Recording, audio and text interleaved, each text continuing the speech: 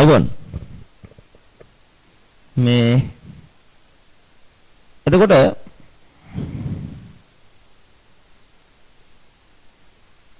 අපි කතා කරගෙන හිටිය ශ්‍රම පරිවර්තනය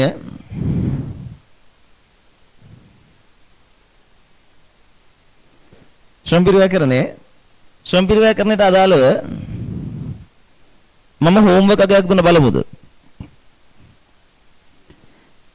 ශ්‍රම පරිවර්තනයේ හෝම්වර්ක් ටික කළාද?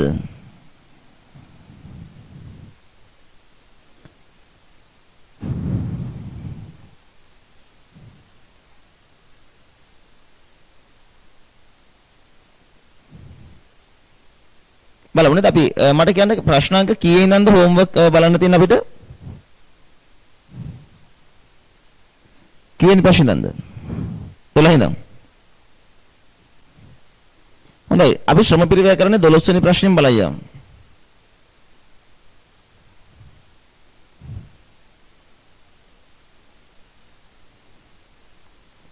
බලන්න 12 වෙනි ප්‍රශ්නේ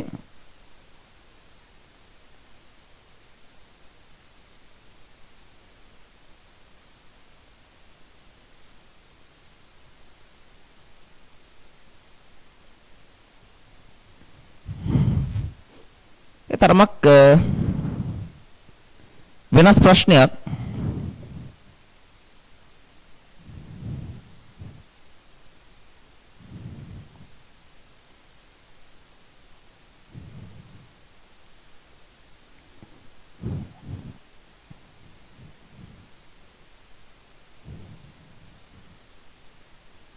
හොඳයි මම මේ දින ප්‍රශ්න පොඩ්ඩක් ලියා ගන්නවා.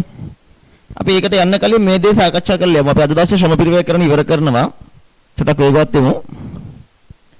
මම හිතන්නේ මම මේ කියලා දෙන කොටස තේරුම් ගත්තොත් ඔයාට මෙතනින් එහාට තියෙන ප්‍රශ්න වලට පහසුවක් වෙයි කියලා. මේක ඉක්මනට ලියන්න.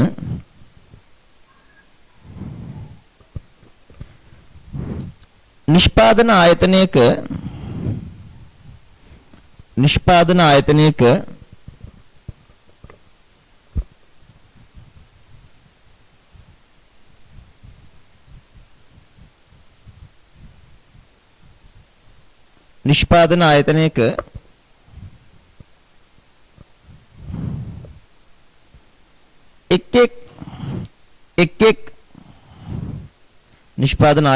එක්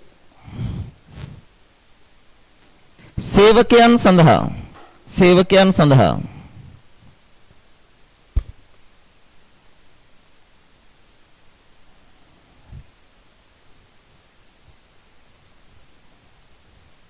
ගෙවන වැටුප් වලට අදාළ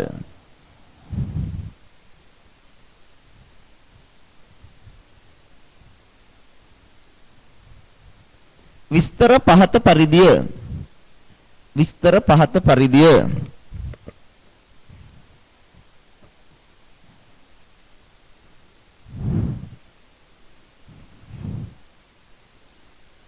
පොඩිම නිකන් අපි වගු ටයිප් එකට වගුවක් ගහන්න ඕනේ නැහැ. මෙහෙම ලියන්නකො සේවකයන්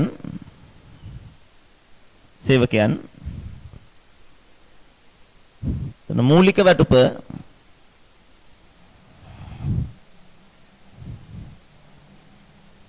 දීමනා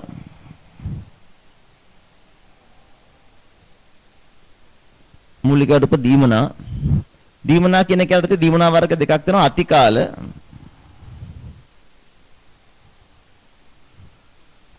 ප්‍රසාද දීමනා.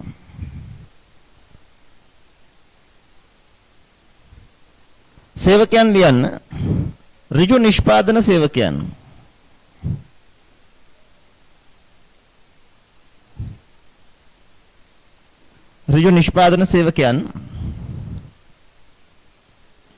මූලික වැටුප ලක්ෂ 5යි. අතිකාල ලක්ෂයයි. ප්‍රසාද දීමනාව 25000යි.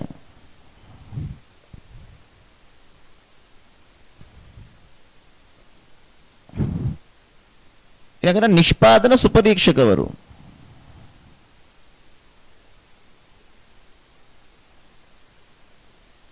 නිෂ්පාදන සුපරීක්ෂකවරු මූලික වටුප ලක්ෂ 2යි. දීමනාවල අතිකාල දීමනා 50000යි. ප්‍රසාද දීමනාව 15000යි. ඊළඟට පරිපාලන සේවකයන්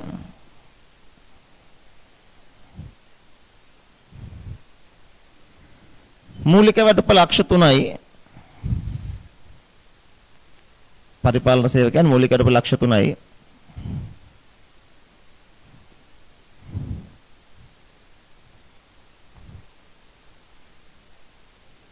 අතිකාල 10000යි. ප්‍රසාද දීමනා 20000යි.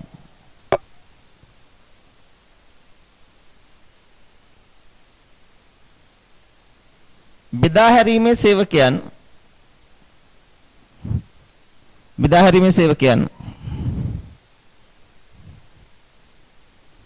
මූලික වටුප ලක්ෂයයි.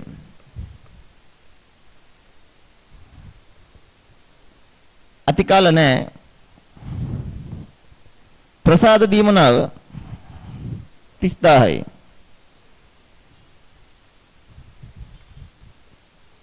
යටි ලියන්න. EPF වෙනුවෙන්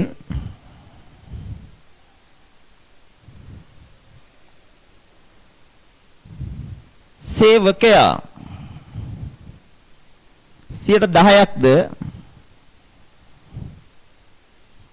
සේව්‍යා 15%ක්ද දායක වන අතර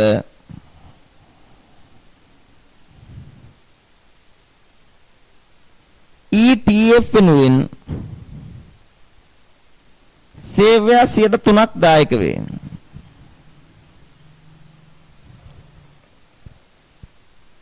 මෙම ගණනය කිරීම මූලික වැටුප මත සිදු කරයි.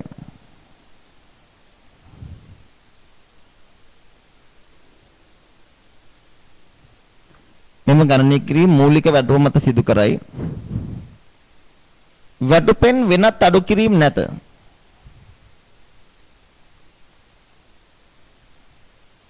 වැටුපෙන් වෙනත් අඩු කිරීම නැත.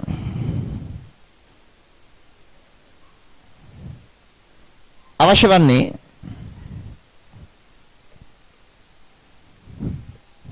එක ඍජු නිෂ්පාදන පිරිවැය තුල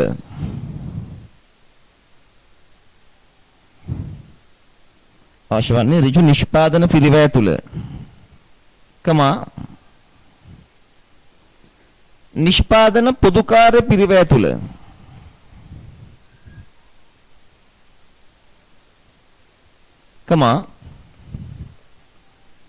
පරිපාලන වියදම් තුල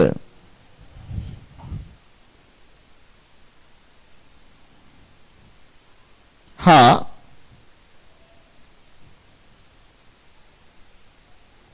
බෙදා හැරීමේ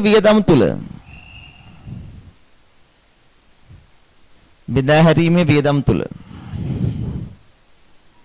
ඇතුළත් වන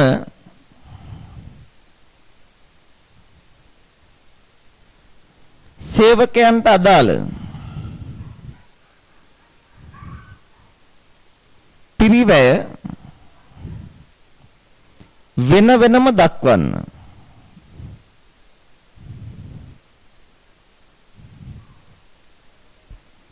සේවකයන්ට අදාළ පිරිවැය වෙන වෙනම දක්වන්න. 2 ආයතනයේ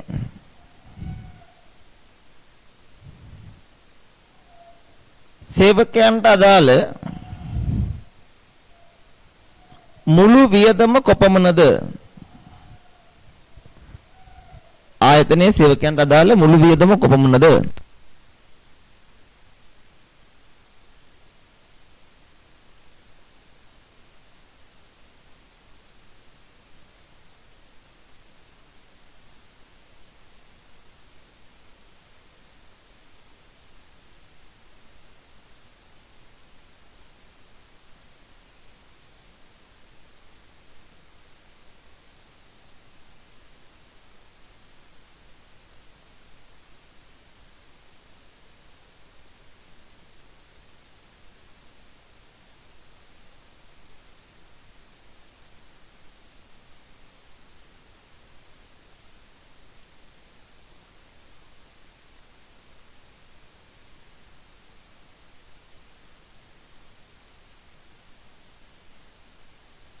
හරි බලන්න.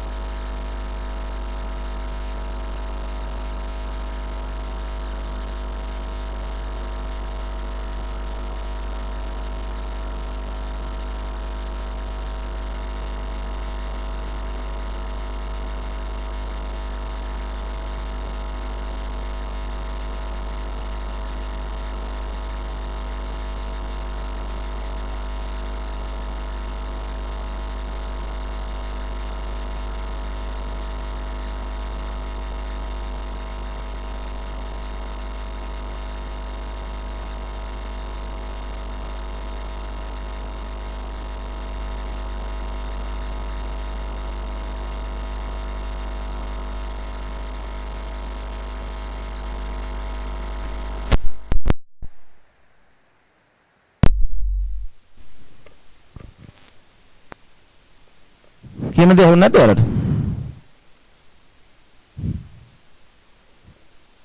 මං chat එක බැලුවේ නෑ, sorry. කොතනින්ද ඇහුන්නේ නැත්තේ?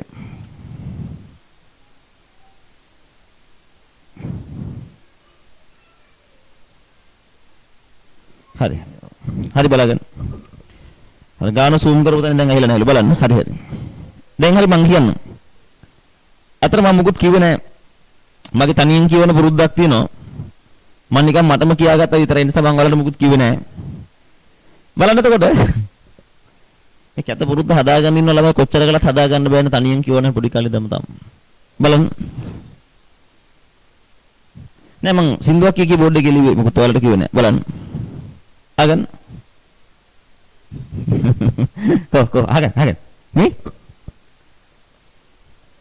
ළමයි මම කිව්වේ මේකයි.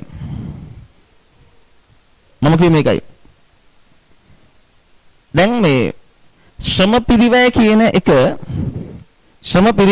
එක කොයි තැන්වලද තියෙන්නේ? ශ්‍රම පිරිවැය කියන එක අනිවාර්යයෙන්ම නිෂ්පාදන කිරීමේ ඍජු ශ්‍රම පිරිවැයක් තියෙනවනේ. එතක නිෂ්පාදන කිරීමේ නිෂ්පාදන පොදුකාර පිරිවැයක් තියෙනවා. ඒත් වෙළඳ කිරීමේ සාමාන්‍ය ශ්‍රම පිරිවැයක් නැහැනේ. අයි ලාභ කිරීමේ පරිපාලන වියදම් තියෙනවා, බෙදා හැරීමේ වියදම් තියෙනවා.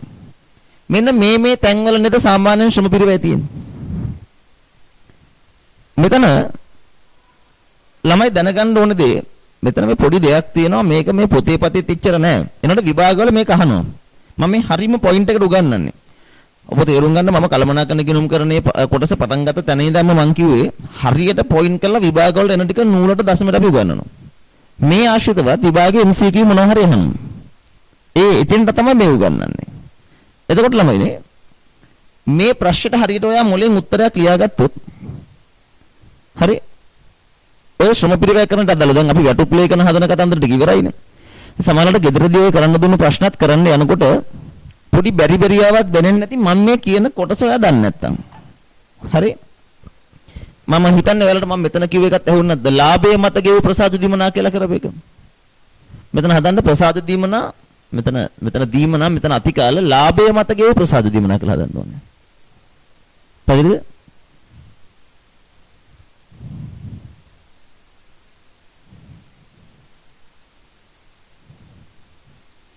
හරි.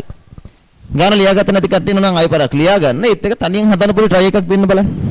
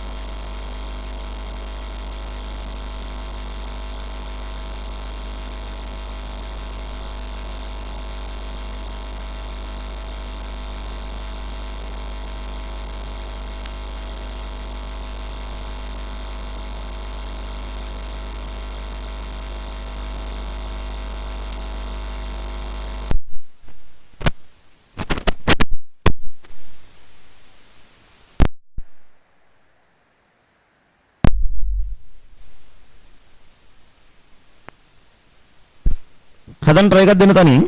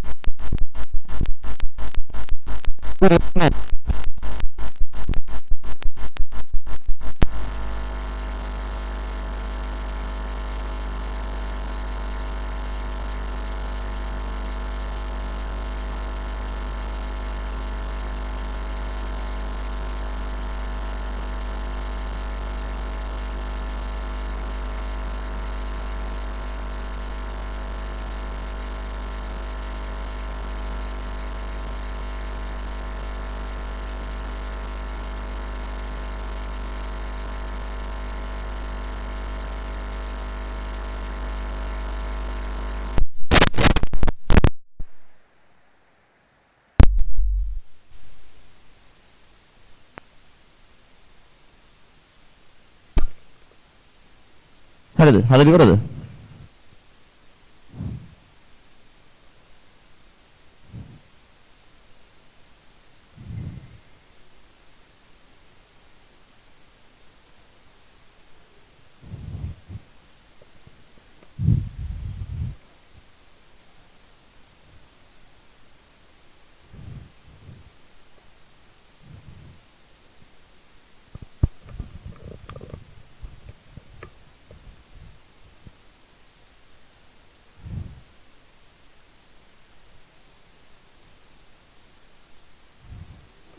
තමයි ලියපු නැති කට්ටියක් තියෙනවද?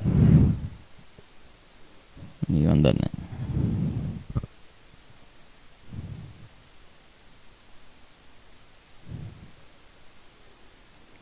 අඩු ගන්නද ගාන ලියා ගන්නකො.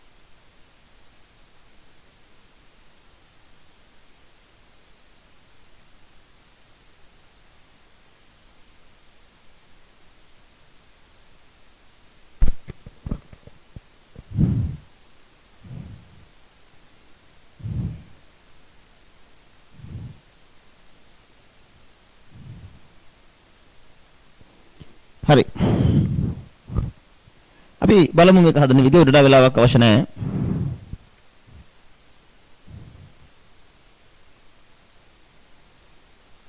බලන්න.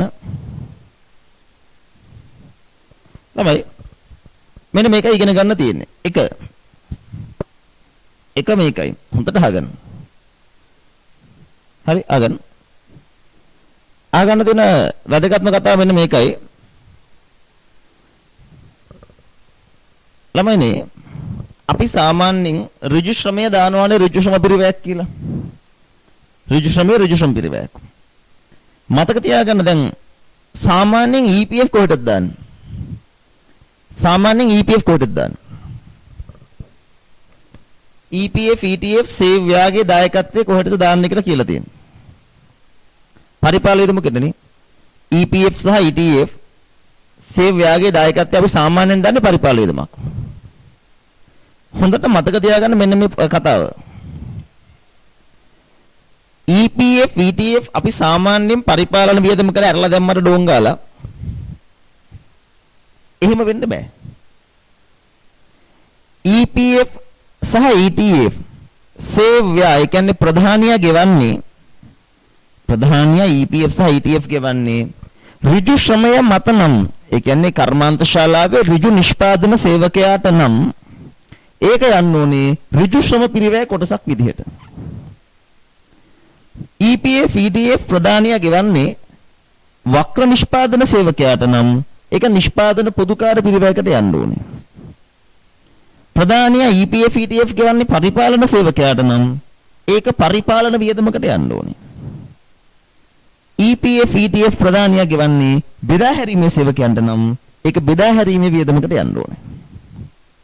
තේරුණාද? එහෙනම් ඊට පස්සේ EPF ETF දැක්ක ගමන් ඩෝංගාල ඇරලා දාන්න එපා පරිපාලන වියදම් වලට. මුකුත්ම කියලා නැත්නම් ඉතින් දාන්න.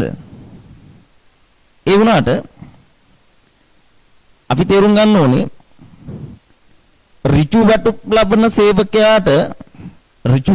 සේවකයාට ගෙවන EPF එක ඍජු ශ්‍රම පිරිවැය කොටසක්. සුපරීක්ෂකවරුන්ට ගෙවන EPF ETF පොදුකාර පිරිවැය කොටසක්. පරිපාලන සේවකයන්ට ගෙවන EPF ETF පරිපාලන වියදමේ කොටසක්. මම කතා කරන්නේ සේව් ව්‍යාගේ දායකත්වයෙන්. බෙදා හැරීම කරන සේවකයන්ට ගෙවන EPF ETF බෙදා හැරීමේ පිරිවැය කොටසක්. දැන් තේරුණාද? ඔක ශ්‍රම පිරිවැය කරනදී ගණන් හදද්දී අහන දෙයක්. හොඳට ඔළුවේ ධාරණය කරගන්න. තව දෙයක් තියෙනවා. සාමාන්‍යයෙන් අපි මෙතෙන්ට ගේන්න ඕනේ සේවකයාගේ දල වැටුපනේ. නේ? සාමාන්‍යයෙන් අපි ලාභ ගිණුමට ගේන්නේ සේවකයාගේ දල වැටුපනේ. දල වැටුප කියන්නේ මූලික වැටුප දන දීමනානේ. ඍජු නිෂ්පාදන සේවකයාගේ දල වැටුප කීයද? මූලික වැටුප ලක්ෂ 5යි, අතිකාල ලක්ෂයයි, ප්‍රසාද දීමනාව 25000යි. මෙයාගේ දල වැටුප කීයද? 5යි 1යි 6යි 6,25,000යි නේ. නේ? ඍජු ශ්‍රම පිරිවැය 6,25,000යි නේ. හොඳට මේ කතාව මතක තියාගන්න. මේකත් මේ A-level වල කීප අවස්ථාවකදී අහුවා. සේවකයා කවුරු වුණත් සේවකයාට යම්කිසි ගෙවීමක් කරනවා නම් ලාභය මත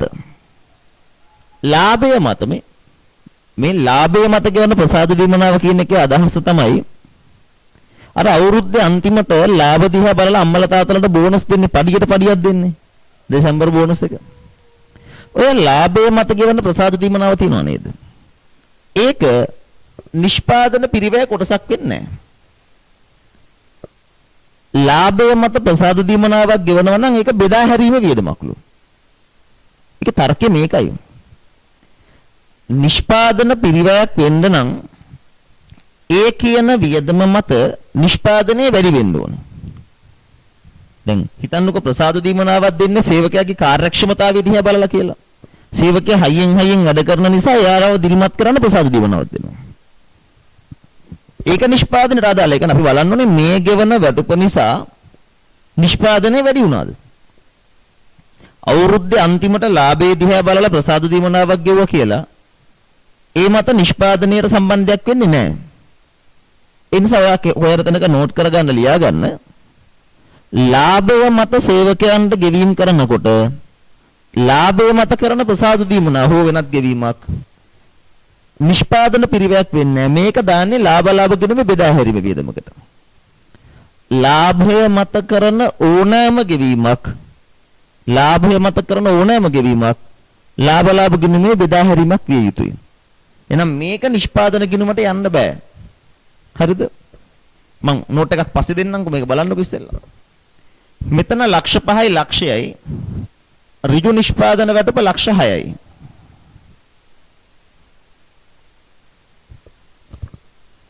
ඍජු නිෂ්පාදන වැටුප ලක්ෂ 6යි.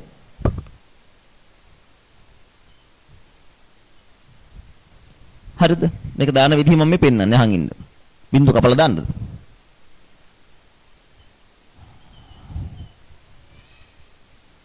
ඍජු නිෂ්පාදන වැටුප ලක්ෂ 6යි. එතකොට මම ඉස්සෙල්ලා වැටුප බෙදෙන විදිහ පෙන්නන්නම්. මේකයි මේක එකතු කළාම 2,50,000යි වක්‍ර ශ්‍රමය.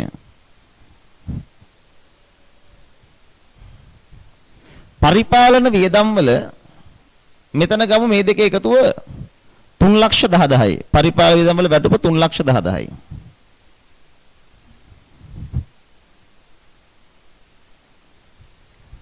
බෙදා හැරීමේ සේවකයන්ගේ වැටුප ලක්ෂයයි. ලාභය මත ප්‍රසාද දීමනා. එක කාට ගෙවුවත් මේ හතරෙම එකතුව 46 60 30 90යි. මේ 90ම බෙදා හැරීමේ වියදමක්. ඕකයි මම ඔය කිව්වේ. දැන් තේරුම් ගත්තද කියපු දේ?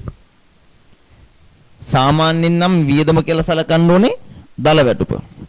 හැබැයි ලාභය මත මොකක් හරි ගෙවීමක් කරනවා නම් සේවකයාට ලාභය මත කරන ගෙවීම යන්න ඕනේ බෙදා හැරීමේ වියදමක්.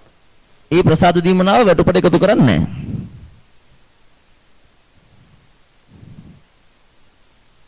පැත්තකින් දැන් ලියා ගමුද ලියන්න. සේවකයන්ට ලාභය මත ගෙවන ප්‍රසාද දීමනාවක්. සේවකයන්ට ලාභය මත ගෙවන ප්‍රසාද දීමනාවක්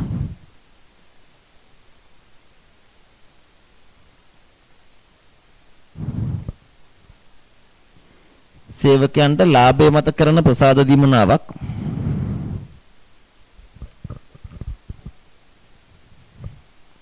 බෙදා හැරීමේ වියදමක් ලෙස සැලකිය යුතුය. බෙදා හැරීමේ වියදමක් ලෙස සැලකිය යුතුය. මොකද ලාභය මත කරනවා නම් ඒක වියදමක්.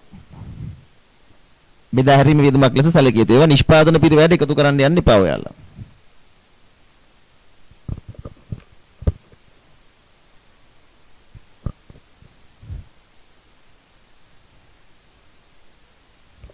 right. ඒත් එක්ක ඔතන මම තව වැදගත් කතාවක් කිව්වා මොකද්ද? EPF සහ ETF සේව් ව්‍යාගයේ දායකත්වය අදාළ එක් ගැටුම් තියෙන තැනට අපි විශ්ලේෂණය කරලා දාන්න ඕනේ. අන්න ඒකත් ලියලා දාන්න කොහෙට තැනක මතකෙට වැදගත්. EPF සහ ETF සේව් ව්‍යාගයේ දායකත්වය EPF සහ ETF සේව් ව්‍යාගයේ දායකත්වය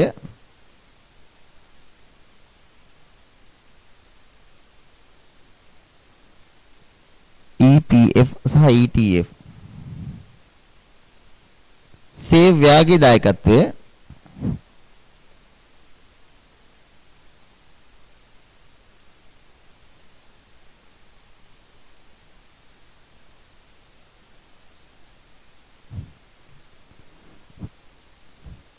වෙන්වෙන්ව විශ්ලේෂණය කර දැක්විය යුතුය. වෙන්වෙන්ව විශ්ලේෂණය කර දැක්විය යුතුය. ඒ කියන්නේ මෙච්චරයි. ඍජු ශ්‍රමයේ මත ගන්න EPF වියදම ඒත් එක මෙතෙන්ද ගන්න ETF වියදම. මම එක ගන්න කිව්වේ මූලික වැටුප මතනේ. ලක්ෂ 5ට 115ක් 75000යි. ලක්ෂ 5ට 103ක් 15යි.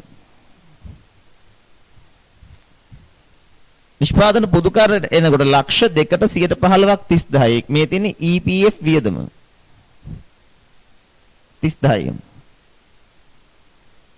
ලක්ෂ 2ට 103ක් 6යි. ETF වියදම. පරිපාලන වියදම් වලට ආවම ලක්ෂ 3ට 115ක් 45යි. EPF වියදම 45යි.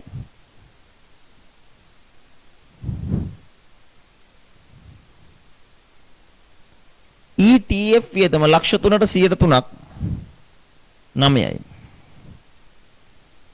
මෙතන EPF වියදම ලක්ෂයට 115ක් 15යි.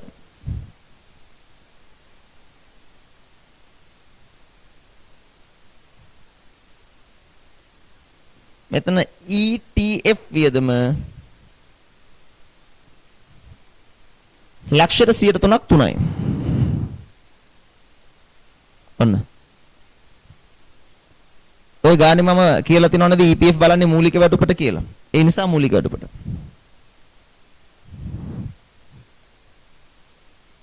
ගානේ දල වැටුපට කිව්වොත් දල වැටුපට බලන්න. මම ඒකට දාලා පසුබිම වලට කියලා දුන්නේ දානේ.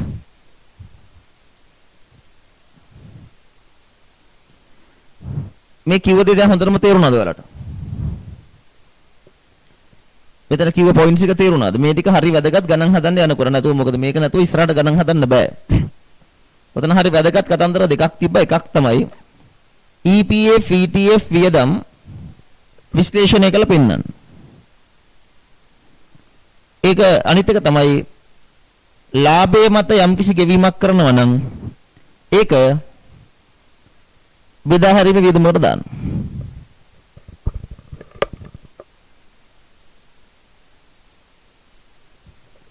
දැන් මේ ඊළඟ ප්‍රශ්නේ මම අහනවා නේද ආයතනයේ සේවකයන්ට දාලා මුළු වියදම.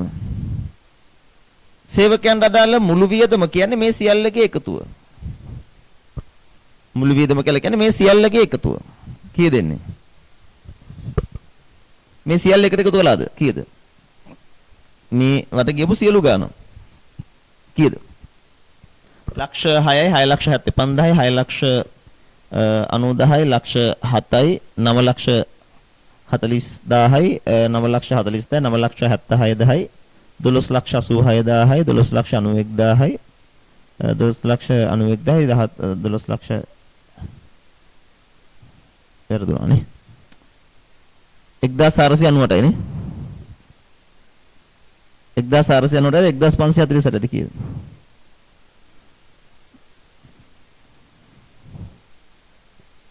එක්දස් 548යි.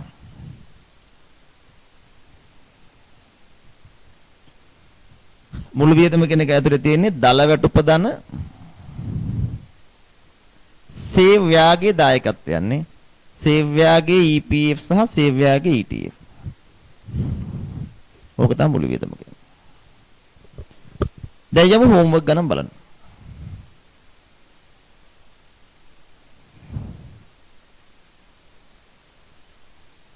හරිද? මුළු වියදම 1548යි.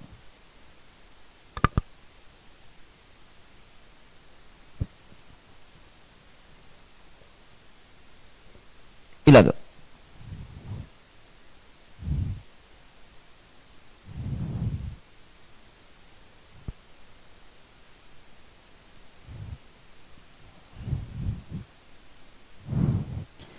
දැන් හෝම්වර්ක් ගණන් බලන්න.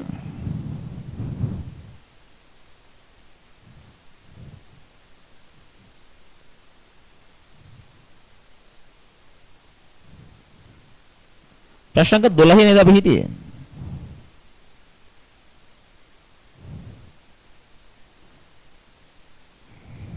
අපි හදුවා නේද? පොඩ්ඩක් කියන්නේ අපිට හදන්න දෙන්නේ 12ද 13ද?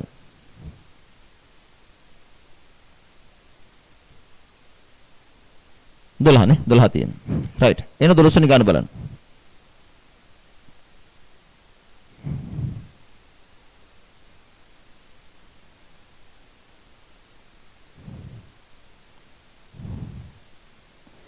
සීමිත නාදන් ටයර් නිෂ්පාදන පොදු සමාගමේ 2014 මාර්තු මාසයේ සඳහා වැටුප් සම්බන්ධ තොරතුරු පහත දී ඇත. නෑ ඒක නෙමෙයි 12. 2013 මාර්තු මාසයේ සහ පෙබරවාරි මාස සඳහා සීමිත අබ්දුල් පොදු සමාගමේ වැටුප් ලේඛනයේ උපුටගත් තොරතුරු දීලා මූලික වැටුප තියෙනවා මාර්තු පෙබරවාරි දෙකටම අතිකාල සේවක අර්ථ සාධක EPF සේව්‍යා සේවකයා බාරකාර අරමුදල දායක වීම ETF අඩු කළ දෙනවා වෘත්තීය සමිති සමාජික ගාස්තු සේවක ණය අතිරේක තොරතුරු සෑම මාසකම වැටුප ඊළඟ මාසයේ 10 වන දින ගෙවනු ලැබේ. සෑම මාසකම සේවක අර්ථ සාධක සහ සේවක බාරකාර අරමුදල දායකයන් ඊළඟ මාසයේ 15 වන දින ගෙවනු ලැබේ.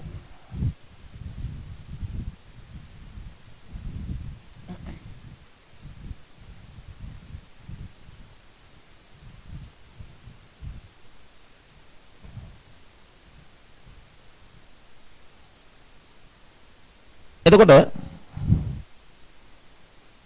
සෑම මාසකම අපිට කතන්දර ටික හරි අවශ්‍ය වන්නේ සේවකයන්ට දාලා මුළු වියදම මාර්තු මාසයේ සඳහා සමාගමේ වැටුප් පාලන ගිණුම ගෙවිය යුතු වැටුප් ගිණුම හා EPF ආරම්භක ශේෂ සහිතව හදන්න. බලන්න ගන්න මේවයි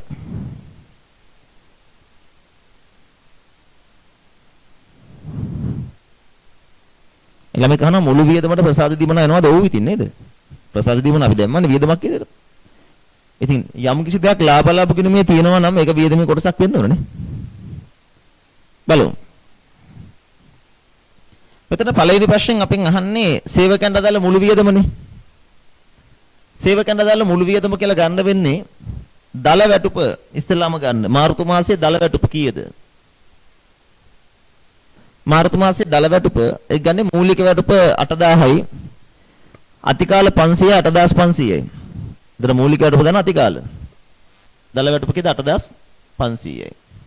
සේව්‍යාගේ දායකත්වයන් ගන්න EPF ETF කියන දෙකට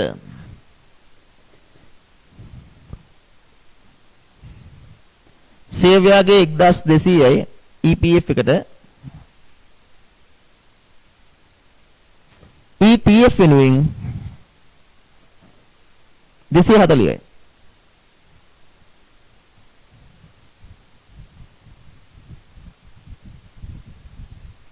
නවදාස් 940යි. ඔන්න මුළු වියදම. දෙකෙන් හදන්න කියනවා මෙන්න මේ ගිණුම්. එකක් තමයි වැටුප් පාලන ගිණුම.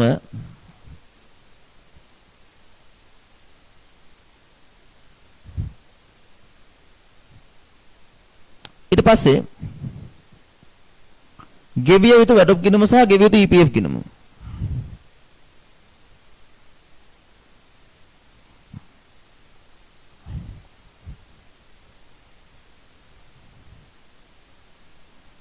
දැන් අමතක කරන්න එපා මේ ගානේ අර අමතර තොරතුරු දෙක වැදගත් ඈ. සෑම මාසෙකම වැටුප ගෙවන්නේ ඊළඟ මාසේ 10 වෙනි දවසේ. ඒ කියන්නේ පෙබරවාරි මාසේ වැටුප පෙබරවාරි මාසේ ගෙවලා නැහැ. ඒක ගෙවන්නේ මාර්තු 10. හැම මාසෙකම EPF ETF ගෙවන්නේ ඊළඟ මාසේ. ඒ කියන්නේ පහුගිය මාසේ. දැන් අපිට ගාන හදන්න කියන්නේ මාර්තුනේ. පෙබරවාරි මාසෙට අදාළ මුකුත් මෙයාලා ගෙවලා නැහැ. ඒකයි කියන්නේ. ඔයාලා දන්නවනේ වැටුප කියලා ගෙවන්නේ සුද්ධ වැටුපනේ.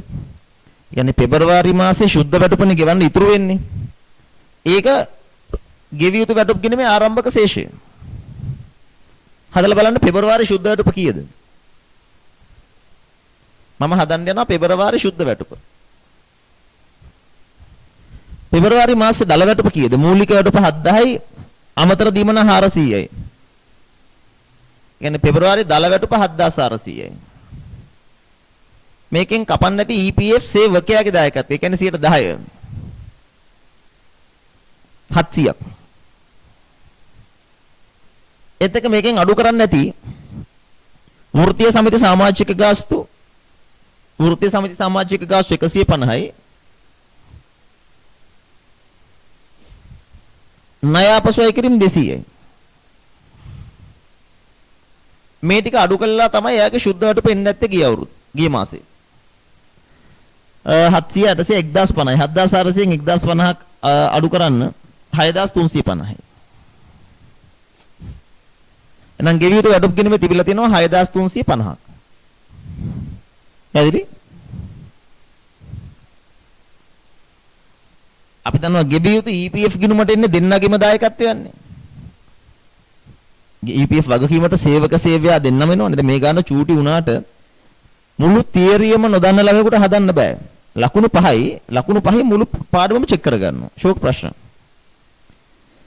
EPF ETF 700 1050 කියන්නේ 1750. මෙන්න මෙතනින් තමයි වැඩේ පටන් ගන්න ඕනේ. මේ ශේෂ දෙක දැම්මේ නැත්තම් වැරදි. ඒ ශේෂ දෙක දැම්මේ නැත්තම් වැරදි. ඊළඟ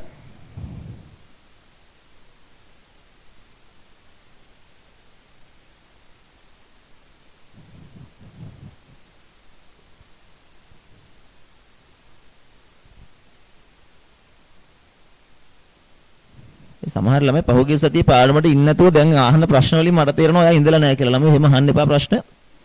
මම ඔච්චර ලස්සන මේකේ ඔයාලට කියලා දුන්නා දල වැටුප තමයි වැටුප් ගිණුමට යන්නේ. ළමෙක් අහනවා ඇයි වැටුප් ගිණුමට දල වැටුප දාන්නේ කියලා. අර ඒ වගේ කිව්වට තරහ වෙන්න එපා. මෝඩ ප්‍රශ්න අහන්න එපා. ඔයා මැද්දෙන් සම්බන්ධ වුණා කියන්නේ ඔයා මේ පාඩමට ඉඳලා නැහැ නේ කියන්නේ. නේ? හරියට පාඩමට ඉන්න පිළිවෙලකට. මොකද මම මේ පාඩමක් පටන් ගත්තට පස්සේ ඔයාලා හැමදෙනාම හොඳටම දන්නවා මම මේක බිඳුවෙන් පටන් අරන් හරීම පිළිවෙලකට මේක කරගෙන ආවා. ඉතින් ඔච්චර chance දීලා තියෙනවානේ බැරි විච්ච ඒවට අහගන්න වීඩියෝ ටික බලන්න පවා අපි ඒවට ලින්ක් ගන්න ක්‍රම හදලා දීලා තියෙනකොට ඒවට ඉන්න නැතුව මැද්දෙන් අහන්න එපා. හැබැයි ඉඳලත් ප්‍රශ්නයක් නම් අහන්න. නමුත් අහන ප්‍රශ්නේ මට තේරෙනවා අමුම වෙන්නේ අහන්නේ. දැන් ගානක මෙහෙම අහනකොට මේ ඉලක්කම පොඩ්ඩක් තේරෙන්නේ නැකොත් එහෙම ප්‍රශ්න ඕන එකක් අහන්න. නමුත් කෙලින්ම අහනකොට ඇයි ලාභ ගිණුමට දල වැටුප දාන්න සුද්ධ වැටුපනේ දාන්න ඕනේ. ඒ අහන ප්‍රශ්නේ ඇතුළෙම තේරෙනවා ඉඳලා නැහැ කියලා. නේ? ඒ වැඩි පටන් ගත්තෙම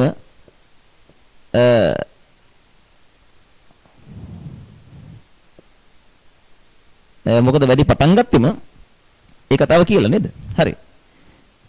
ඉතින් වරදිනකොට කියලා දෙන්න පුළුවන්. නමුත් නොසලකිල්ලට ඇත්තටම කියනවා නම් ඔයා ඒකේ නොසලකිල්ලට බේත සලකිල්ල දැක්වීම එක කිව්වට තරහ වෙන්න එපා.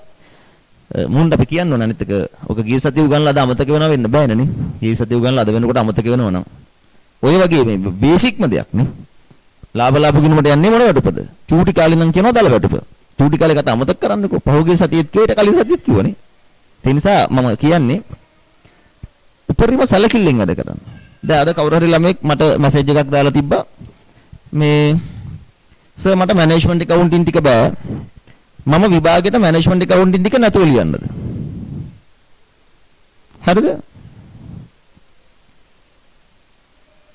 එතකොට ඒකට මට කියන්න දෙන්නේ මම ළමයට මට මතකයි මම දැන් මැසේජ් එකක් විභාගෙට තව ඕන තරම් කල් තියෙනවා.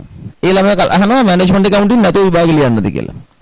බලන්න මේ ළමයාගේ view එක කොච්චර අවුල්ද කියලා. ඒ කියන්නේ එයාගේ කතාවෙන් තේරෙනවා මැනේජ්මන්ට් ඇකවුන්ටින් නැතුව ඊට ටික කරගන්න පුළුවන්. හරිද? ඉතින් ඊටු ටික පුළුවන් ළමයා මැනේජ්මන්ට් එක ඉගෙන ගන්න නෙවෙයි විභාගෙ තියෙන දවසක්වත් තාම හරියට දන්නේ නැහැ නේ. විභාගේ පවත්වන දවසක්වත් හරියට දන්නේ නැහැ. කවදද වෙයිද දන්නේ නැහැ. මේ අවුරුද්ද ඇතුළත තියෙද නැද්ද දන්නේත් නැහැ. ඊළඟට ඒ ළමයා දැම්මම ප්ලෑන් කරන්නේ බැරි ටික ඉගෙන ගන්න නෙවෙයි. ඒ ටික අතහැරලා විභාගෙ ලියන්න. ඉතින් එතකොට මම මේ කියන්නේ ඔය හිතන විදිහ මාර විදිහට වෙනස් වෙන්න ඕනේ. හිතන විදිහ වෙනස් කරගන්න. කොච්චර පොසිටිව් වෙන්න කියලා කිව්වත් තාම පොසිටිව් වෙලා නැහැ නේ. තේරුණාද? මේ ළමයාට මම මෙතන ඇති සමහරලාට මම කියන්නේ. මට මැනේජ්මන්ට් ඇකවුන්ටින් මුකුත් බෑලු. ඒ කියන්නේ මං හිතන්නේ මෙතන ඇති කියලා. මොකද මෙතන ඉන්න ළමයෙක් වෙන්න බෑ. එයා සමහරලාට වෙන පන්ති මගේ මොකක් හරි පේපර් ක්ලාස් එකකට විතරක් කරන ළමයෙක් වෙන්නේ නැති මන් දන්නේ නැහැ කවුද කියන්නේ. ඉතින් අපි මොකද කරන්නේ අඩු ගන්න මේ වුණා නම් මට මැනේජ්මන්ට් ඇකවුන්ටින් මුකුත් බෑ. මට ඉගෙන ගන්න විදිහක් කියන්න. එතකොට මොකක් කර විසඳුමක් දෙන්න තිබ්බා. නේ? ඒ කියන්නේ මම කියන්නේ පොසිටිව් හිතලා වැඩ කරන්න. තව විභාගයට ඕන තරම් කල් තියෙනවා. දැන් ළමයෙක් කල්පනා කරනවා නම් මට A level හිටින් නම් පටන් ගන්න ඕනේ කියලා ඒත් කල් තියෙනවා. ඒත් කල් තියෙනවා. වැඩ කරන ළමයෙකුට හොඳටම ඇති කොට යන්න මාස 3. හරිද? හොඳටම ඇති කොට යන්න. දැන් කතන්දරේ විභාගයේ මේ නොවැම්බර් මාසේ 15 තියෙනවා කියලා කිව්වට තියෙද? තියන්න පුළුවන්ද? මන් දන්නේ නැහැ. මට නම් හිතෙන්නේ තියන්න බෑ කියලා. සමහරවිට අධ්‍යාපන මැති මාරු වෙච්ච නිසා පුළුවන් වෙයි. එයා සමහරවිට ඇමති මාරු කරලා හරි තියන්න try කරනවා ඇති රජය. පරණ ඇමතිට බැරුණාට අලුත් ඇමතිට පුළුවන් වගේ එහෙම හිතුමක් දන්නේ නැහැ. මරු ඩයිල් තමයි බලකි වචන. අපි රෙඩි වෙලා ඉමු අපිට කියන්න බෑනේ මෙහෙම වෙන්න පුළුවන් කොරෝනා ආස්සේ ෆේස් ෂීල්ඩ් දාගෙන ආවිල්ලා ලියන්න කියලා කියන්නත් ඉඩ තියෙනවා. අපි ඒ නිසා විභාගේ නොවැම්බර් 15කට තියාගෙන තමයි ලෑස්ති වෙන්නේ. අපි දන්නේ මොන වෙයිද කියලා. ඔව් සමහරවල් වලට වැක්සින් දීලා බලන්න.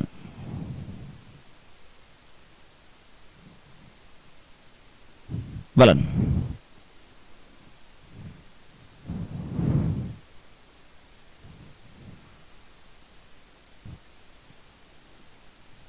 එතකොට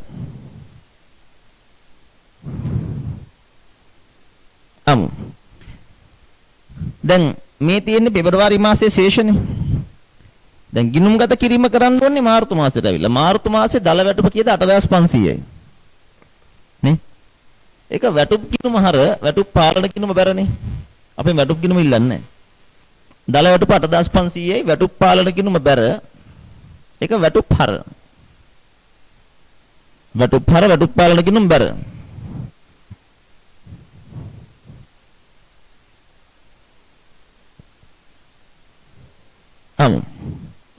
එතනින් එහා මාර්තු මාසය තුල වැටුපෙන් කරන අඩු කිරීම EPF කපනවනේ 10%ක් 800යි. ඒ 800 වැටුප් පාලන ගිණුම හර මේක බැර කරන්න EPF වගකීමට. කියන්නේ give you EPF.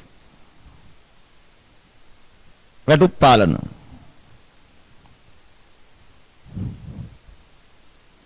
අයපරක් වැටුපෙන් කපනවා වෘත්තීය සමිති සමාජික ගාස්තු 250.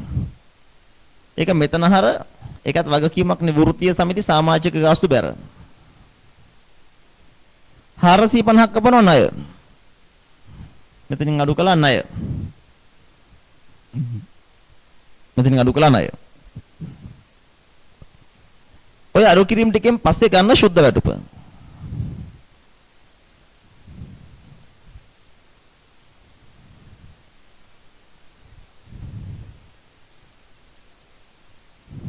හත්දායිනේ මේක මුදලින් ගෙවලා නැහැ මේක උපචිත වැටුප් ගිණුමට බැර කරන්න මේ 7000 මෙතෙන්ට බැර කළා මේක ආවේ වැටුප් පාලන ගිණුමෙන් වැටුප් පාලන ගිණුම හර ගෙවිය යුතු වැටුප් ගිණුම බැර 7000යි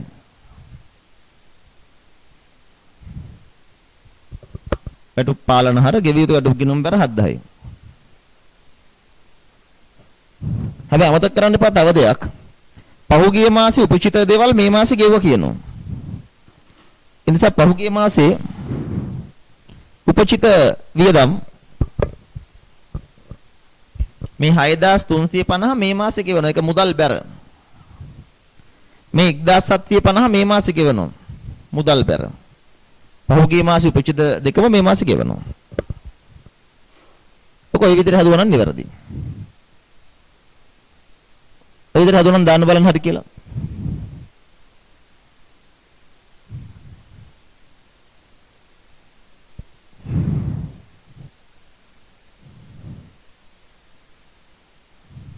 right යමු ඊළඟ ගන්නට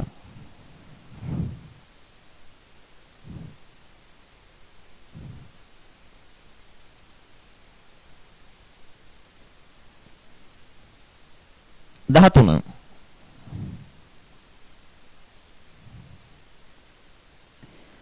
සීමිත නාදන් ටයර් නිෂ්පාදන පොදු සමාගමේ 14 මාර්තු මාසයේ වැටුප් සම්බන්ධ තොරතුරු පහත දී ඇත.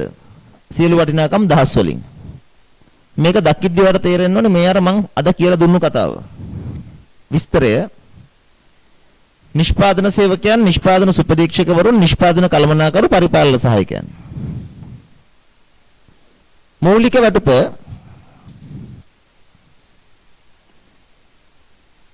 දිරිදීමනා කෑලි අනුපාතයට අතිකාල දීමනා ගමන් දීමනා ප්‍රසාද දීමනා සමාගමේ ලාභ මත පදනම්ව අන්න දැක්කද 2014 එළවල ගන්න මේ හදන්නේ අපි ලාභ මත ගෙවන ප්‍රසාද දීමනාව නිෂ්පාදන පිරිවැය කොටසක් කියලා ගන්න එපා ඒක කෙලින්ම ලාභ ගිණුමේ වියදමක් අඩු කරනවා සේවක ණය EPF 10 එනවා ශුද්ධ වැටුප අපිට දෙනවා සමාගමේ දායකත්වයෙන් දිරි දීමනාව විශේෂ ටයර් වර්ගයක් නිෂ්පාදනය සඳහා ලද ඇණුමක් හා බැඳේ එතන අපිට කියන නැත්නම් කෙනෙක් නොමග යන්න පුළුවන් දිරිදීමනාව කියන්නේත් ලාභ මත ගෙව් එකක්ද කියලා. එහෙම නැහැලු. දිරිදීමනාව කෙලිම දීලා තියෙන්නේ විශේෂ ටයර් වර්ගයක් හදන්න. හදන්න කියන්නේ ඍජු වේතනය. නිෂ්පාදන පොදුකාර්ය පිරිවේ අන්තර්ගත සේවකයන්ට දාලා වියදම් සේවකයන්ට දාලා මුළු වියදම. අපි බලමු. මම ගාන හදන්න යනවා.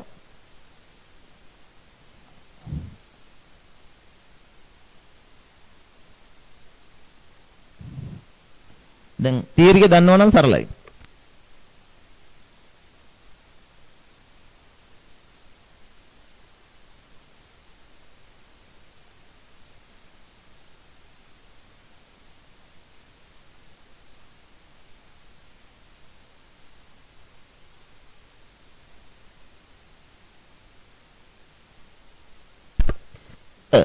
ඍජු වේතනය. ඍජු වේතනය කියන්නේ නිෂ්පාදන සේවකයන්ට කරන ගෙවීමනේ. ඍජු වේතන කියන්නේ ඍජු ශ්‍රමය. මෙතන ඍජු වේතන වල මොනවද තියෙන්නේ? ඍජු වේතන වලට ගන්න නිෂ්පාදන සේවකයන්ට ගෙවන මූලික වැටුප 5000. එයාලට ගෙවන දිරිදීමනාව 2500. හැබැයි එතෙන්ට ගන්න එපා ප්‍රසාද දිමනාව ලාභ මත නිසා. හිතේ අපි දන්නවනේ සේව් යාගේ දායකත්වය උකට එන්න ඕනේ. අර මම ඉස්සලා හදලා පෙන්නුවේ. මේ නිෂ්පාදන ගිණීමේ ඍජු ශ්‍රමයට දෙන දේවල්. සේව් යා විසින් ගෙවන EPF ITF දෙක ගන්න. සේව් යාගේ EPF එක 750යි ETF එක 150යි. දන්නවා නම් හෙන සිම්පල්.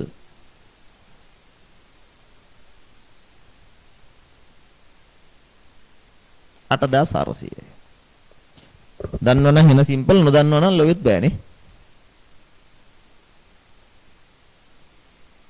දෙක නිෂ්පාදන පොදුකාර්ය පිරිවේ අන්තර්ගත සේවකයන්ට දාල වියදම. නිෂ්පාදන පොදුකාර්ය පිරිවේ.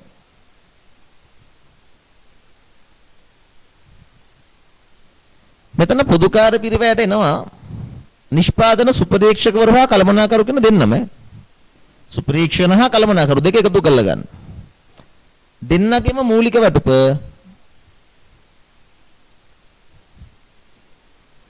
1500 4500. දිරිදීම නැහැ. ඒ දෙන්නටම ගෙවන අතිකාල ගන්න 500 250 750යි. දෙන්නටම ගෙවන ගමන් දීම නගන්න 250 150 400යි.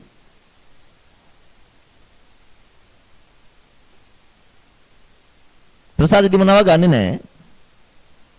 දෙන්නටම සේවයාගේ දායකත්වය ගන්න. EPF ETA. EPF 450 235 675යි 135යි. මේ ටික එකතු වෙනවා.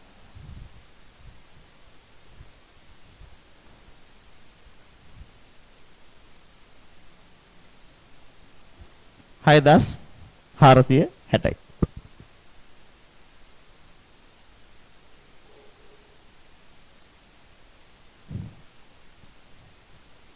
දැන් අහනවා සේවකයන්ට දාලා මුළු වියදම්. ඔය සියල්ල එකතු කරන්න. සේවකයන්ට දාලා මුළු වියදම් අපි කෙලිම ගමු. දල වැටුප් ටික එකතු කරන්න. එතෙන්දි ප්‍රශ්නයක් නැහැනේ. දල වැටුප් ටික එකතු කරන්න.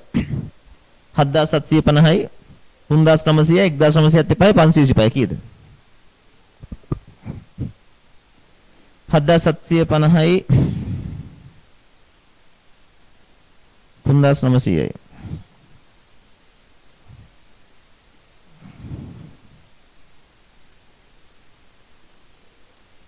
මා දැන් කැලේකට හුරු වෙලා.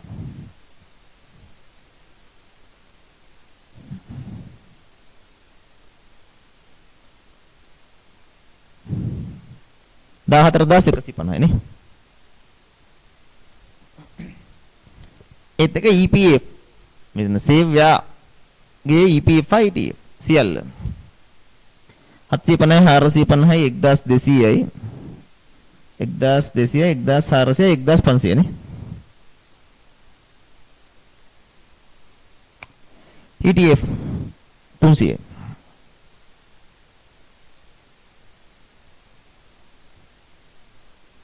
Palos 950. ඔච්චරයි හදන්න කිව්වේ ගන්න.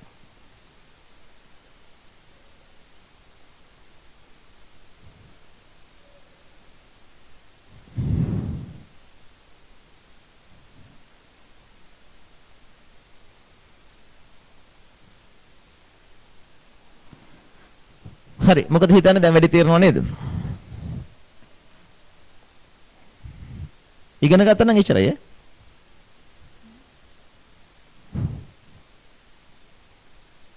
මම හිතනවා ඉතින් මේක තේරෙන්න ඕනේ මං විශ්වාස කරනවා අපි ඒක සරලව සාකච්ඡා කළා කියලා. 14150 කියන්නේ 4 දිනාගේම දලවඩුප්පල එකතුව.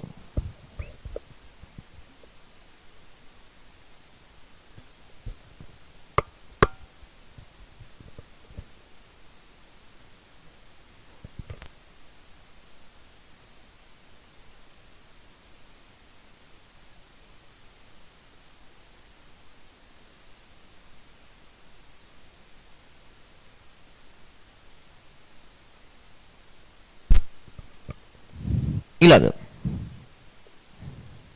14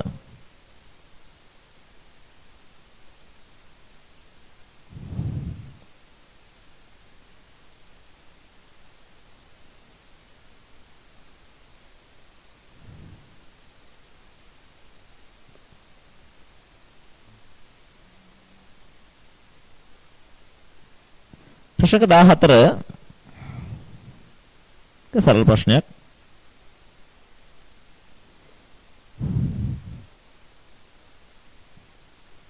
ඒක කියන්නේ 16/3 එක දින ස්ථාපිත කරන ලද මිගාර අධ්‍යාපන ආයතනයේ පාසල් හැර යන්නන් සඳහා ඉංග්‍රීසි ඩිප්ලෝමා පාඨමාලා පවත්වනවා. ආයතනයේ ස්ථිර ගුරුවරු දෙන්නෙක් ඉන්නවා, తాවකාලික ගුරුවරයෙක් ඉන්නවා. එක්කෙනෙක්ගේ මාසකට පැය 120ක් උගන්වන්න ඕනේ. ගුරුවරුන්ගේ දලවඩුප පහත අයිතමයන්ගෙන් සමන්විතයි. ඉගැන්වීම සඳහා ගෙවනවා පැය 120කට. ස්ථිර සේවකයන්ට ගුරුවරයෙකුට මාසිකව 75000යි, తాවකාලික සේවකයන්ට ගෙවන්නේ පැයකට 500යි. අතිරේක සැසි පැවැත්වීම සඳහා ගෙවනවා පැයකට 750ක්. පිළිතුරු පත්‍ර පරීක්ෂා කරද්දී ගෙවනවා පිළිතුරු පත්‍රයකට රුපියල් 100ක්. 16 මාර්තු මාසයේ සඳහා ඉගන්වූ පැය ගණන සහ ලකුණු කළ පිළිතුරු පත් ගණන දෙනවා. මාසය තුල වැඩ ගණන කළ පැය ගණන පිළිතුරු පත්‍ර සංඛ්‍යාව. EPF සහ ETF දායකත්වයන් දලයට මත තමයි ගෙවන්නේ. EPF දායකත්වයන් 15යි 10යි ETF 3යි.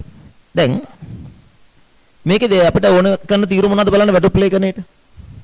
මූලික වැටුප ඕනේනේ. ඒත් එක්ක අතිකාල අමතර සැසි කියන්නේ අතිකාලයක් යාලගේ. ඒත් එක්ක පිළිතුරු පත්‍ර පරීක්ෂාව. ලැබීම් 3ක් තියෙනවානේ. පේන විදිහට වැටුපෙන් තියෙන EPF කපන එක විතරයි.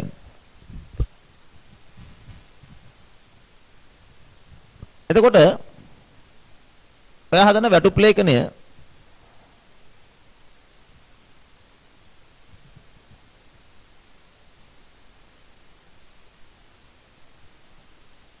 මේ විදිහට යමු.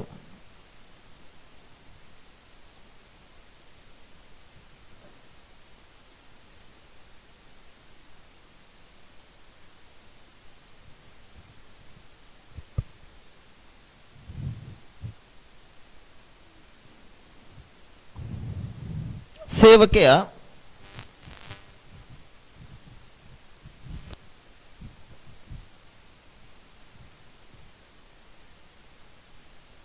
මෙන්නගේ ඉපැයුම්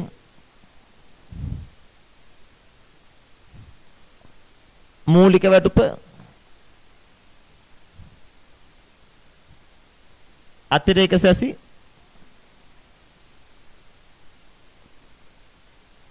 පිළිතුරුපත් පරීක්ෂාව ඔය ටික එකතු වුණාට පස්සේ යාගේ දල වැටුප හැදෙනවා.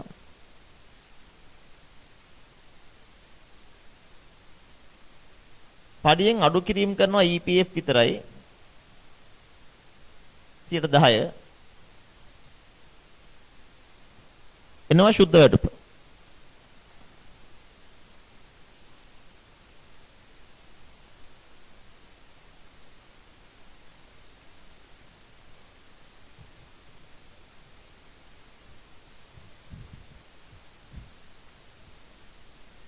ඊට පස්සේ සේව්‍යයාගේ දායකත්වය.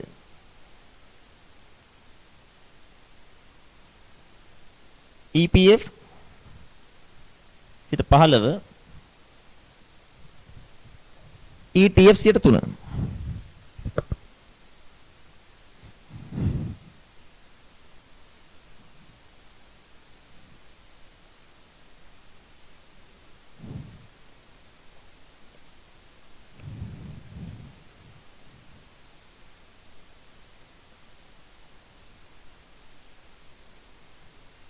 බලන්න.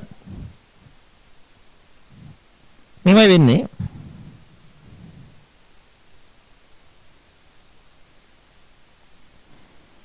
දැන් මේකේ ඉන්නවා සේවකයෝ තුන්දෙනෙක් නේ. නන්දනී, සුරේෂ් සහ මංජුල.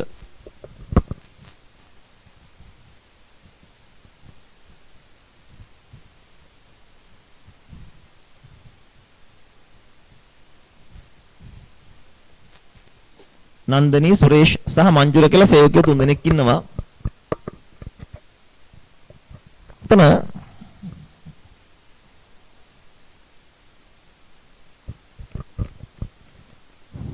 බලන්න මේ තියෙන මූලික වැටුප, මේ තියෙන අතිරේක සැසි පැවැත්වීම, මේ තියෙන පිළිතුරු පත්‍ර පරීක්ෂාව.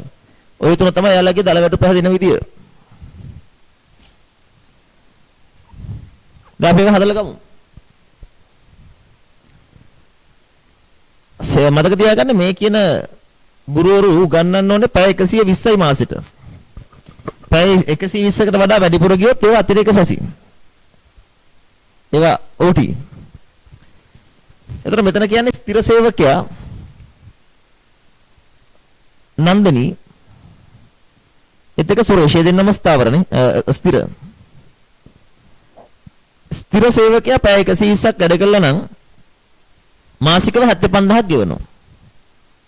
එහෙනම් නන්දනී හා සුරේෂ් කියන දෙන්නට 75000ක වැටුපක් ලැබෙනවා. මොකද එයාලා ස්ථිර සේවකයෝ. හැබැයි తాවකාලික සේවකයන්ට පැය ගන්නට ගෙවන්නේ. එතකොට මෙතන ඉන්න මංජුල කියන්නේ తాවකාලික සේවකයානේ. ඔයාලට පේනවද මංජුල වැඩ කරලා තිනවා පැය 140ක්. ඒතනින් නෑ මංජුල වැඩ කරලා තිනවා පැය 180ක්. හැබැයි ඇත්තටම මෙයාගේ මූලික වැටුප ගෙවන්නේ පළවෙනි පැය 120ට. එච්චර එයාගේ මූලික වැටුප. මෙයාගේ ඉතුරු පැය 60ම ඕටි. අතිරේක සැසි. ඒ අනුව මේක කියනවා අතිරේක සැසි පවත්වනකොට හැමෝටම ගෙවනවා පැයකට 750ක්. මංජුල කියන සේවකයාගේ පැයකට සාමාන්‍යයෙන් 500යි. එහෙනම් එයාගේ මූලික වැටුප 60000යි. පැය 60ක් අතිරේක සැසි. අතිරේක සැසි වෙනුවෙන් ගෙවනවා 750ක්. අතිරේක සැසි පැවැත්වීමට ගෙවනවා 750ක්. දර කීයද? 750යි 45000ක් නේ. ඒ අතිරේක සැසි වලින් ගන්නවා 45000ක්. හැබැයි නන්දනී ඒත් එක සුරේෂ් කියන දෙන්න. නන්දනීත් වැඩ කරලා තිනවා පැය 140ක්. 120 නේ වැඩ කරන්න ඕනේ. එතන නන්දනී අතිරේක සැසි පවත්වලා තිනවා පැය 20ක්. සුරේෂ් එයා අතිරේක සැසි පවත්වලා තිනවා පැය 40ක්. මොකද එයා පැය 160ක් වැඩනේ 120 නේ වැඩ කරන්න ඕන. අතිරේක සැසි පැවැත්වුවාම 750 ගානේ ගෙවනවා. නන්දිනිට නම් අතිරේක සැසි වලින් 15000යි. සුරේෂ්ට අතිරේක සැසි වලින් 30000යි.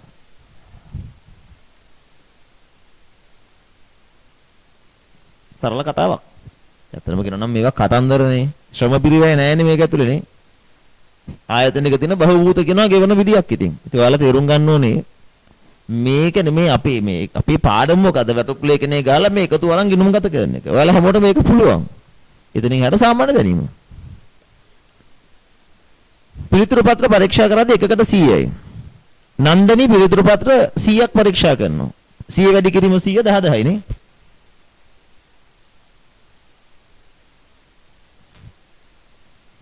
සුරේෂ් පිළිතුරු පත්‍ර 150ක් පරීක්ෂා කරනවා. එකකට 100 ගන්න 15000යි.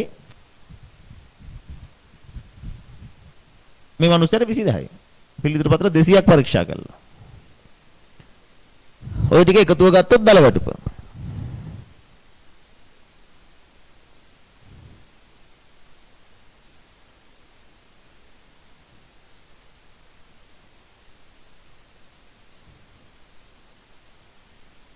බලන්න.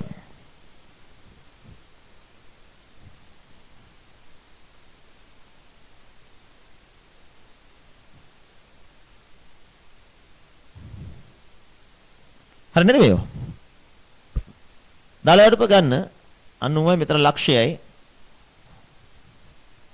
75000යි 15000යි 120000යි මෙතන නේ. මෙතන 60000යි ලක්ෂයයි 125000යි. හරිද මේව? ආවද මේ උත්තර?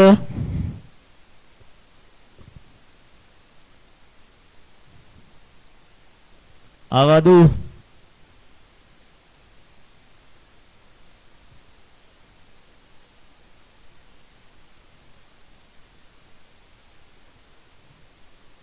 right.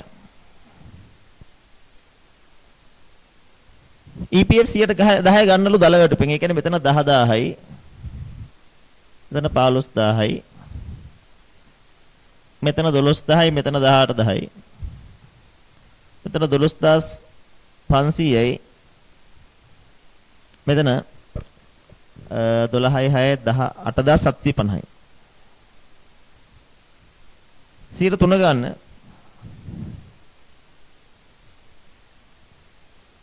3000යි 3600යි 3750යි. සුද්ධ වැටුප ගන්න මෙතන 90000යි 1,80,000යි 1,12,500යි.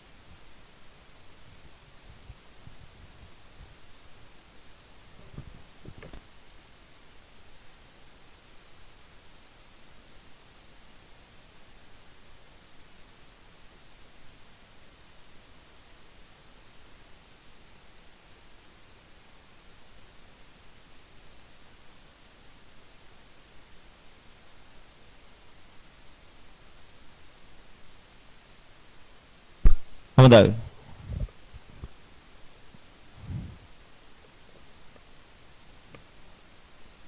හදන්න කියන වැටුප් පාලන කියනමනේ.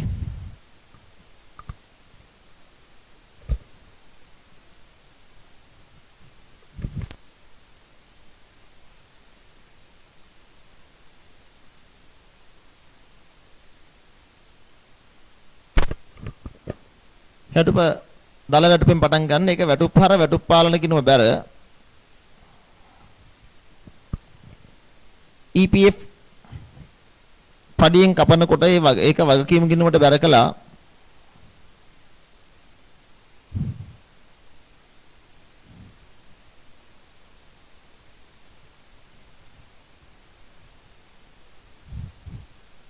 සුද්ධ වැඩපු මුදල් පෙර.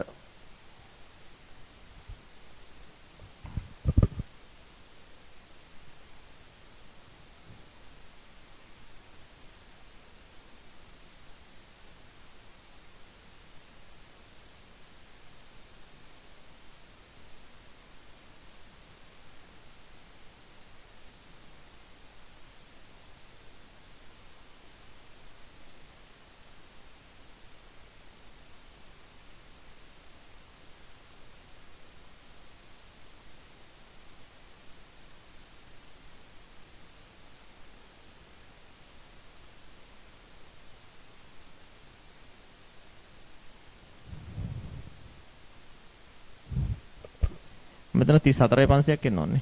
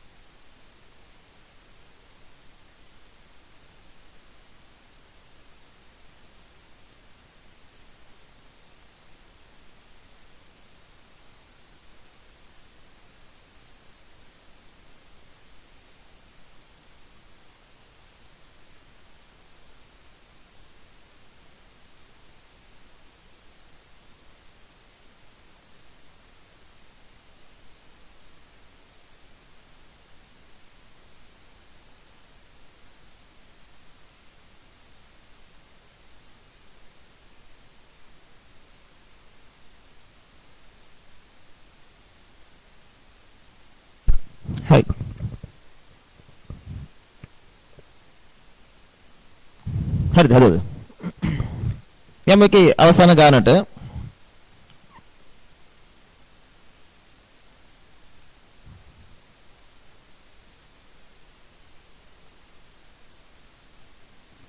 සීමිත මිතුම් පුද්ගලික සමාගම පොත්සලක් පවත්වාගෙන යනවා 2018 මාර්තු මාසයේ ගනුදෙනු. නාදන් ප්‍රකාශකයෝ සමග ගනුදෙනු පොත් ණයට ගැනුම් පිරිවිතර හා නොගැලපෙන පොත් ආපසු යවුම් 5% මුදල් වට්ටමකට යටත් මුදල් ගෙවීම අත්තින මුදලට පොත් ගැනුම්. අතර මේ ගාන මම හිතන්නේ මේක හදන්න ඕනේ ගානක් කියලා. මේක මේ පාඩම් මූලික පොත් එක සම්බන්ධ කරලා දීලා තියෙන්නේ මම මේක දැම්මා මෙතෙන්ට. නමුත් මොකද මේක මෙතනට ගත්තාම සේවකයන්ගේ වටුප් තියෙනවා කලමනාකරු ගබඩා පාලක විකුණුම් සහායක 3 දෙනෙකුට. 18 මාර්තු මාසයේ සඳහා සියලු සේවකයන්ට වටුප් ගෙවලා තියෙන්නේ 5% අඩු කළා. EPF 8යි සුබසාධක මුදලට 2%යි.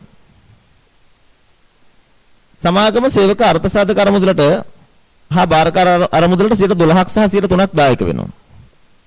සෑම මාසකම EPF ETF සුබසාධක අරමුදල සඳහා ඊට පසු එළඹෙන මාසයේ 10 වෙනි දින තමයි ගෙවන්නේ.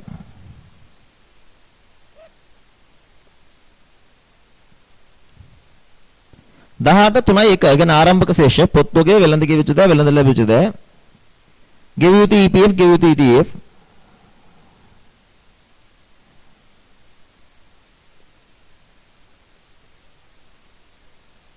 මේක මම බටු ප්ලේ කෙනේ විතරක් හදලා පෙන්නන්න මොකද මේ පාඩමට අදාළ එච්චරයි මම හදන්න ඕනේද මේක මොකද හිතන්නේ ඔයාලා ගතිශය සරලයි කියලා වලට හැංගෙනව නේද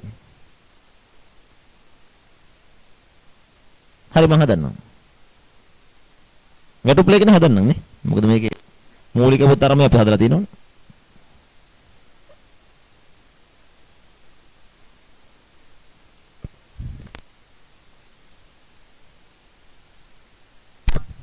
තන මැනේජ්මන්ට් accounting financial accounting වලට කලවම් කරලා තියෙනවා. ඒ වැඩි එච්චර හොඳ නැහැ. මූලික ගිණුම් කරන්නේ කලමනාකරන ගිණුම් කරන්නේ මික්ස් කරලානේ.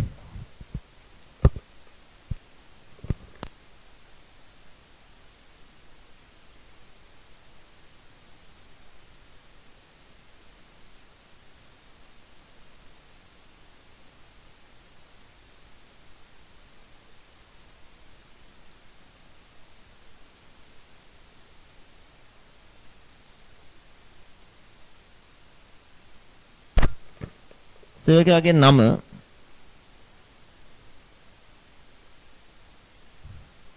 දලවැටුප කිලිමහනෙමනේ දලවැටුප නෑ වැටුපට වෙන එකතු කිරීමකුත් නෑ අඩු කිරීම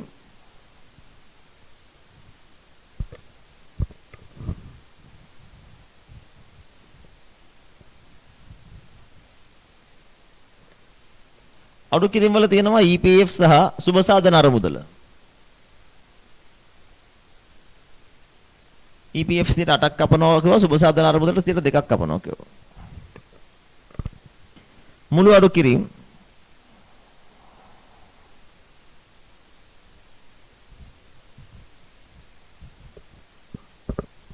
ශුද්ධ වැටුප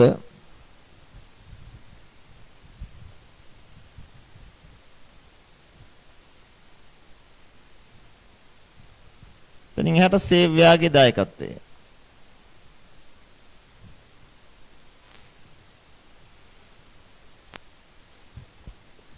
EPF ETF සඳහා වෙන වෙනම EPF 12යි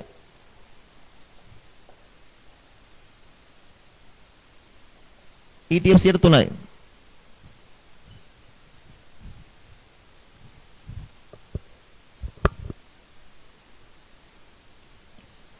දැන් අපි අර තොරතුරු ටික දාගෙන යමු.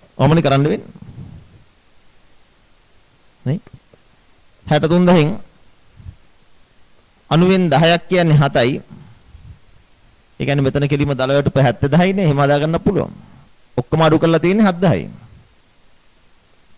මෙතන ඔක්කොම අඩු කරලා තියෙන්නේ 5000යි. මෙතන ඔක්කොම අඩු කරලා තියෙන්නේ 3000යි. නේ අඩු කරන්න කලින් මෙතන 50000යි. මෙතන 30000යි. ඉතින් ඔය නාගයන් මත බලන්න පුළුවන්. 70400ට කටරකත 56 5600යි. මෙතන 1400යි. මෙතන 4000යි. මෙතන 1000යි. 8 රත් 3 24යි 2400යි. තුන්වරක් දෙක 600යි. 112 12 සරක් හත 84 නේ 8400යි. 12 සරක් 5 60යි 6000යි. 12 සරක් 3 36යි 3600යි. 4 රත් 3 21යි. 2100යි. 1500යි. 900යි.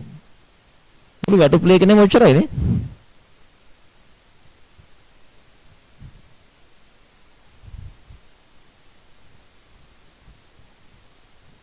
හරි කට්ටිය දාන්න බලන්න.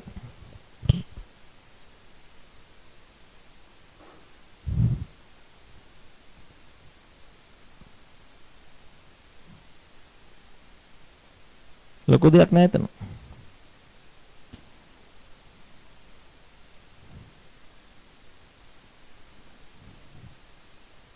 මම හිතනවා සම්පූර්ණ ගණන් ඇති නේ. අපි ගණන් හදුව ඕන තරම් ප්‍රමාණවත්. අපි ඊළඟ දවසේ පොදුකාර පිරිවැය පාඩම කතා කරමු. අතරම පොදුකාර පිරිවැය කියලා කියන්නේත් එකක් කියන්න ඕනේ. අපි අර ආන්තික පිරිවැය කරන්නේ කලාව වගේ තමයි කතන්දරයක්. පොදුකාරේ ඕනම් පොතේ විදිහට උගන්වන්න පුළුවන්. පොතේ විදිහට උගන්වන්න පුළුවන්. එහෙම නැත්නම් නිකන් ඔළුවට දැනෙන්නේ නැති විදිහට රිලැක්ස් එකේ උගන්වන්න පුළුවන්. ඔබ දන්නා මම සාමාන්‍යයෙන් තෝරගන්නේ ඔළුවට බරක් නොවන ක්‍රමය නිසා පොදුකාර පිරිවැය ගැන කිසිම බයක් ඇති කරගන්න එපා. ලබන සතිය ඔබ අලුත් මිනිසෙක් වෙන පොදුකාර පිරිවැය වතුර වගේ වෙන්න කාට තේරුම් ගන්න පුළුවන්. අයබෝන්